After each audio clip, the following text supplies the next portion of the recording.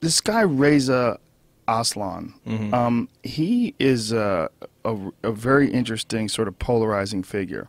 And some people think that he is an interesting historian, a voice of reason, and other people think he's completely disingenuous and not just like incorrect about certain things, but that he's full of shit. Yeah. That's sort of Sam Harris's take on him, is that he's just dishonest. I agree with Sam Harris on that. I think he's very dishonest. Talked to Sam about him, and Sam said that he had some really dishonest dealings with him, some conversations with him where... Yeah. Like he's one of those guys who responds with everything with accusations of bigotry and Islamophobia. Like he'll just call you a bigot. And he knows especially that, you know, people here, especially liberal white Westerners, that's the last thing they want to be called. It's just a great way to shut down the conversation. And people know this. People in the Muslim world, generally, they know this. He uses that a lot. And one of the things that he said, for instance, is that he actually wrote, he's like, these books, the Quran, the scriptures, they don't mean anything in and of themselves. These words have no meaning. It is a people, like a misogynist, violent person will bring their meaning out and they'll see in it what they want. Like as if the book is full of Rorschach tests. You know, it's like ink blots that you can interpret, and these words don't mean anything. And I was just thinking about the implication, and I wrote this for the Richard Dawkins website, is, you know, if he's saying that, like, these people, they didn't get their ideas from the book has nothing to do with it, then he's saying that all the people in the Muslim world are disproportionately, inherently violent and misogynistic. Right. Because if the words don't have any meaning, then they've just chosen to behave this way. It's got to be something in their DNA. And they're rationalizing it with those words that don't mean anything. Yeah. And that's bigoted. You're essentially, that's actually even more bigoted, because you're saying that these people are inherently like that. It's in their DNA. That's the way the people are. It's not that they've been misled by some ancient ideology. And you can't fix it, right? It's like because they're just like that. So to me, that actually sounds, that's a much worse position to have. It's a much more bigoted position to have. Yes, that is clearly a more bigoted position. That's a brilliant observation by Ali Rezi. And I did a video of Reza earlier, and this is my second one that I'm going to go more in depth to really explore what's going on with this theory of Reza's that he asserts, with no evidence, might I add. So in this next clip, you're going to hear it right from the horse's mouth. My argument is that religion, like any ideology, and that's all religion is, it's just an ideology, like nationalism, like secularism, like atheism, like any ideology can be used to promote good and bad. It can be used to promote life and death. And the fundamental difference of how you decide, how you sort of interact with that ideology has everything to do with the individual and nothing to do with the text itself. Now he repeats his bigoted theory again here, but take note of how he makes it sound like you don't know the first thing about religion unless you agree with this theory. On the very first day of the study of religion, the very first thing that you learn is that people do not derive their values from their scripture. People insert their values in their scripture. So just to be clear of why what Reza is saying is particularly bigoted, let's look at some facts. Okay, here we have the fact that Islamic terrorism is more prevalent than any other form of terrorism worldwide. I'm not going to go through this in detail. You can check it out for yourself. But approximately 90% of all terrorism in 2013 was perpetrated by Muslims, mostly Muslim on Muslim.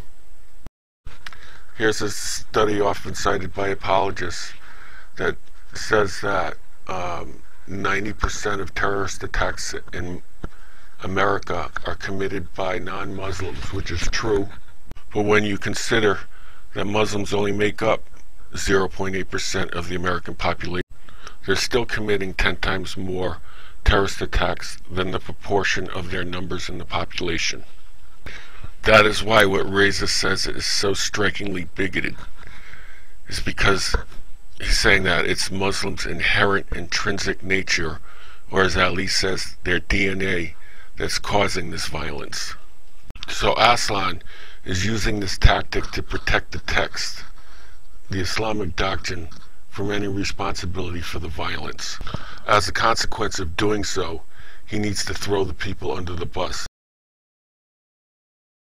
But as we can see in this next clip, Reza has another trick up his sleeve to apologize for the texts. I mean, this is the other thing that I think is grotesque about Sam Harris and his sort of ilk, is that they believe the problem is belief. The problem isn't belief. You can believe whatever the hell you want to believe. I mean, if you are somebody who believes that, you know, God made the world in 6 24-hour days and that women shouldn't be heard or have any kind of role, and that gays should be, that gays are burning in hell or whatever, fine. I think that's disgusting. I completely disagree with you. But so what? You can believe whatever the hell you want to believe. It's actions that have to be condemned. So you can believe whatever atrocious thing you want. So what? No problem. It's only the actions that are to be condemned. And to think otherwise is grotesque, according to Aslan. This implies that one's actions are not directly connected to one's beliefs. Well, that's just plain wrong. To illustrate that, you only need to look at the billion-dollar industry of advertising. They spend billions to put beliefs into people's heads that a product or service is a good one. And then they rake back in that much money and much, much more when you take action on those beliefs and buy those products and services. So Aslan takes a two-pronged approach in his text apologetics. It's okay to believe the violent text. It's no problem at all. But if you take action on the violent beliefs, then it's all on you. You're inherently violent, and it has nothing to do with the texts. Why don't we take a look at some of these violent beliefs that are no problem at all, according to Aslan. This clip is of a preacher in Al-Aqsa Mosque in Jerusalem.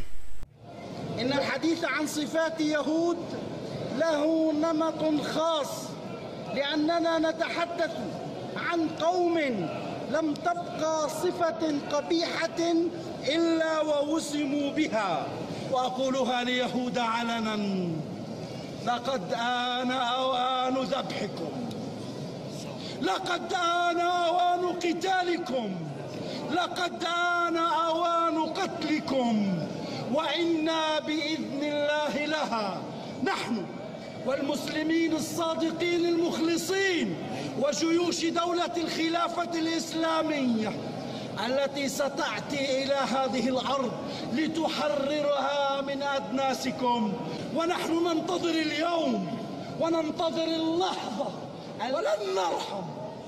اللهم عجل بهذا اليوم يا الله، اللهم عجل بيوم يهود يا الله، اللهم عجل بيوم قتلهم، اللهم عجل بيوم قتالهم. So Reza Aslan wants us to know that those beliefs that you just heard are not a problem at all.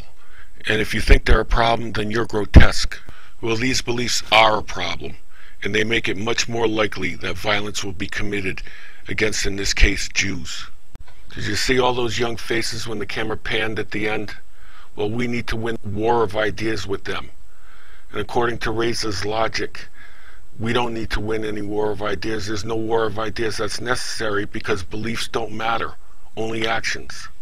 If I haven't done so already, I want to make it perfectly clear my position on Reza's assertion that Muslims are inherently more violent than other people. I believe that is patently false. Muslims are not inherently more or less violent than any other group on this planet. I'll leave you with a quote from Steven Weinberg, a great American physicist. With or without religion, you would have good people doing good things and evil people doing evil things.